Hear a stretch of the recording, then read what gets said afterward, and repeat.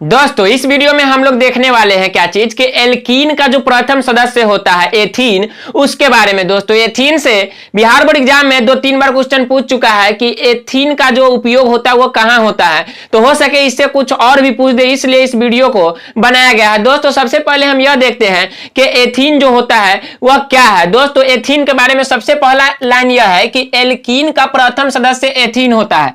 अब क्वेश्चन में यह पूछ सकता है कि बताइए एल्कीन का सबसे प्रथम सदस्य क्या होता है, तो एल्कीन का जो सबसे प्रथम सदस्य होता है वह एथीन होता है। अगर एथीन नाम ना रहे और उसमें फॉर्मूला रहे तो फॉर्मूला आपको याद होना चाहिए कि C2H4 होता है। दोस्तों असंतृप्त हाइड्रोकार्बन के दो प्रकार होते हैं, एक होता है एल्कीन, दूसरा होता है एल्काइन। तो उसमें जो एल्कीन समूह होता है उसका प्रथम सदस्य क्या होता है, तो एथीन होता है। एथीन क्यों होता है, क्योंकि उसका जो सामान्य सूत्र होता है CnH2n होता है और वहां पे n का मान जो है 1 से नहीं बल्कि 2 से शुरू होता है, इसलिए इसका प्रथम सदस्य एथीन होता है। एथीन अगर रहे तो एथीन में टिक लगाइएगा, अगर एथीन ना रहे फॉर्मूला रहे तो C2H4 याद रखिएगा। अब देखते हैं कि इसका अगला पॉइंट क्या है। दोस्तों एथीन का साधारण नाम जो होता है एथिलीन होता है, तो यह एथीन जो है वह क्या है दोस्तों, यह इसका IUPAC नाम है और इसका साधारण नाम जो होता है एथिलीन होता है।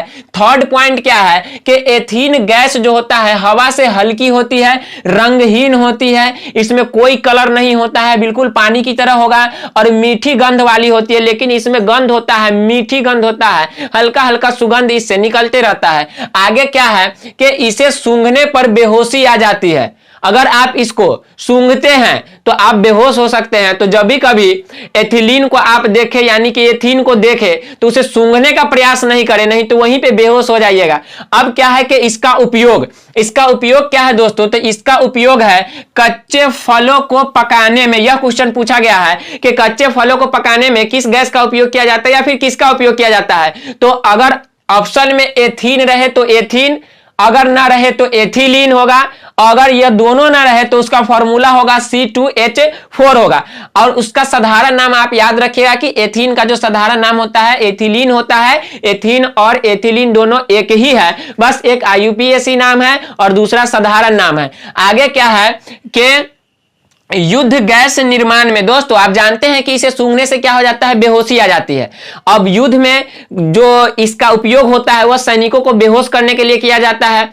अब क्या है कि शून्य करने की औषधि बनाने में, जितने शून्य करने वाले इंजेक्शन वगैरह आते हैं उन सब को बनाने में इस गैस का उपयोग किया जाता है। आगे क्या है कि प्रयोगशाला में एथेनॉल को सांद्र H2SO4, सांद्र का मतलब होता है भभकता हुआ यानी कि खौलता हुआ H2SO4 के उपस्थिति में गर्म करने पर एथीन बनता है। मतलब कि जो एथीन है वह कैसे प्रयोगशाला में तैयार किया जाता है, मेथेन को कैसे प्रयोगशाला में तैयार किया जाता है उसको मैंने वीडियो में बनाकर डाल दिया है। अब बारी है किसकी कि एथीन को प्रयोगशाला में तैयार कैसे किया जाता है। मेथेन के बारे में पूछा है, हो सके कि एथीन के बारे में पूछ दे, इसलिए वीडियो बनाया जा रहा है। दोस्तों कि प्रयोगशाला में एथेनॉल को सांद्र H2SO4 की उपस्थिति में गर्म करने पर एथीन बनता है। अब क्या है इसका समीकरण C2H5OH। अब ये OH क्या है, तो OH है एल्कोहल समूह का प्रक्रियात्मक समूह है दोस्तों, OH जो